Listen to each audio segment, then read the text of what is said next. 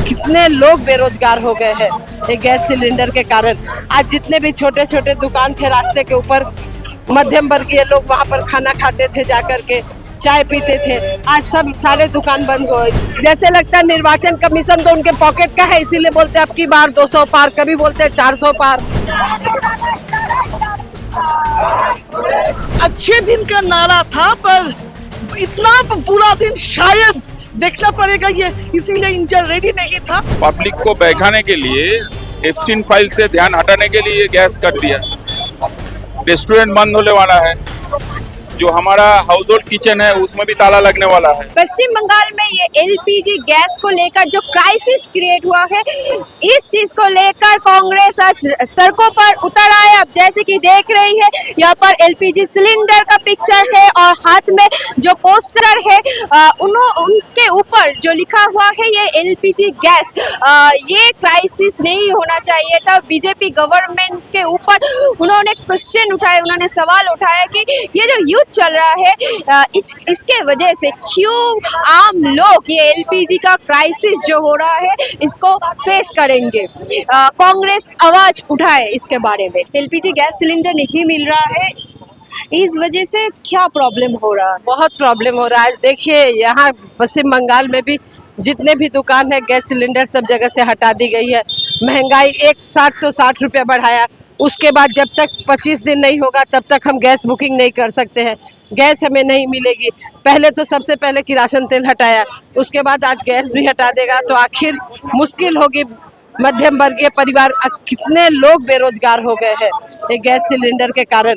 आज जितने भी छोटे छोटे दुकान थे रास्ते के ऊपर, मध्यम वर्गीय लोग वहां पर खाना खाते थे, जाकर के चाय पीते थे, आज सब सारे दुकान बंद हो गए। बड़ा बड़ा जो रेस्टोरेंट है वो भी, विंग्स भी बंद, सारा बंद हो चुका है।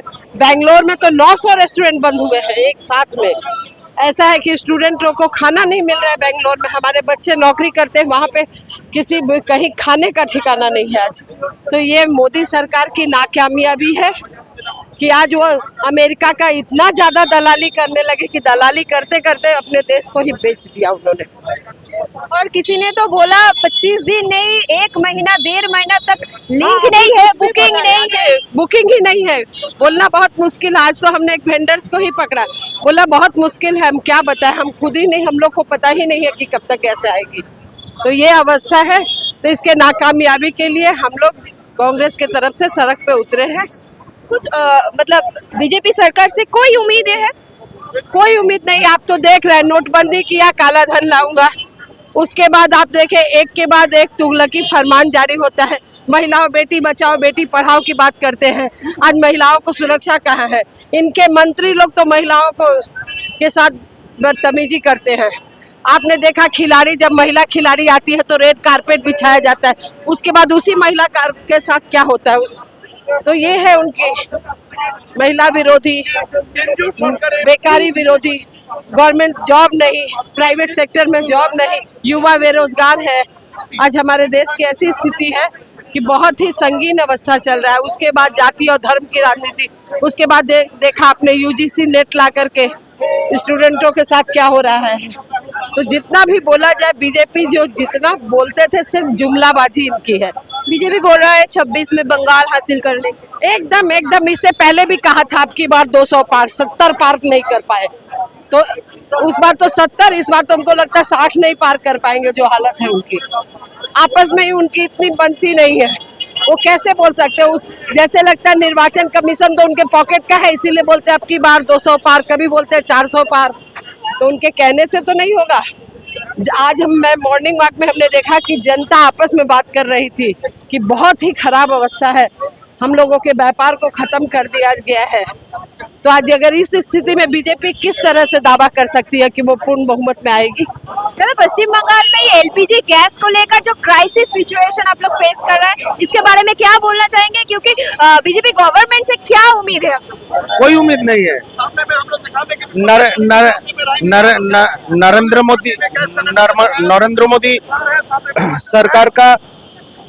मोदी सरकार का फेलियर, नरेंद्र मोदी सरकार का भूल फॉरेन पॉलिसी, नरेंद्र मोदी सरकार का भूल, ऑयल पॉलिसी, ये सब आज ईरान को हम लोगों से दूर कर दिया, रशिया को हम लोगों से दूर कर दिया और अमेरिका हम लोग के ऊपर धमकी दे रहा है। यही है नरेंद्र मोदी का 56 इंच छाती। तो ये नरेंद्र मोदी का पॉलिसी के अगेंस्ट में हम लोग रास्ते में है और हम लोग का ये लड़ाई चलता रहेगा। 25 दिन का गैप बोला था, देखा जा रहा है कि 1 महीना 1.5 महीना का गैप हो जा रहा है। सुनिए, हम लोग क्या बोले थे, नरेंद्र मोदी सरकार को हम लोग बोले थे कम से कम रिजर्व 40 to 45 डेज का होना चाहिए। घटते घटते घटते घटते 19, फिर 21, फिर 19, अब 19 दिन का रिजर्व है देश में। 4 तो रिजर्वर है जो 45 दिन तक तेल मौजूद कर सकता है, लेकिन नरेंद्र मोदी सरकार को लगा विरोधियों का बात सुनने का जरूरत नहीं है और जो होना था वही हुआ। पश्चिम बंगाल में ये जो एलपीजी गैस को लेकर जो क्राइसिस सिचुएशन हुआ और आम आदमी बहुत ही दिक्कत में है, बट बीजेपी गवर्नमेंट कुछ नहीं बोल रहा, कुछ नहीं कर रहा है, इसके बारे में आप क्या बोलना? ये तो एक मैन मेड क्राइसिस है, गवर्नमेंट मेड क्राइसिस है, इसीलिए ऐसा हालत है। और पब्लिक को बहकाने के लिए, एप्स्टीन फाइल से ध्यान हटाने के लिए गैस कर दिया। रेस्टोरेंट बंद होने वाला है, जो हमारा हाउस होल्ड किचन है उसमें भी ताला लगने वाला है। गैसेर दामे काचे मा ये बीजेपी आना, यही स्लोगन है बंगाल का। शुभंकर सरकार का नेतृत्व में प्रतिवाद हो रहा है बंगाल में, पूरा आज प्रतिवाद हुआ है। आज ह्यूमन राइट्स हमारा उतरा है, सब हम लोग साथी हैं, क्योंकि ये लड़ाई लड़ रहे हैं राहुल गांधी सामने से, और हम लोग पूरा भारत में लड़ाई लड़ेंगे। जो एक कॉरपोरेट ग्रुप है जो भारत को लूटना चाहता है, उसका विरुद्ध में ये लड़ाई है। बीजेपी का जो अच्छे दिन नारा था, उनका क्या हुआ? इस वो लोग खुद भी समझ गए कि वो लोग भी कोई काम का नहीं है, वो लोग भी अच्छे नहीं है, तो अच्छे दिन तो वो लोग ना ले सकता है, लूटने का दिन ला सकते हैं, इसलिए लूट रहा है। दीदी, ये गैस का प्राइस हाइक होने वाला है और गैस नहीं मिल रहा है, 1 महीना 1.5 महीना हो रहा है, तो बहुत दिक्कत हो रहा है आप लोगों को। देखिए, गैस का प्राइस अचानक से बढ़ गया है। क्यों बढ़ा? इसीलिए तो हम रास्ते पे है, इस सवाल लेके हम रास्ते पे है।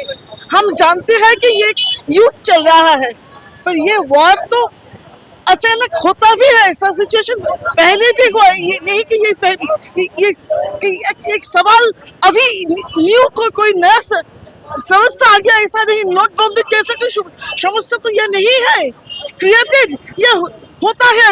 ये 90s में भी ऐसा सिचुएशन हुआ था, पर तब गवर्नमेंट के पास इतना अकोमोडेशन था कि अगर कुछ हो, ऐसा कुछ सिचुएशन हो जाए तो so that government can face the situation.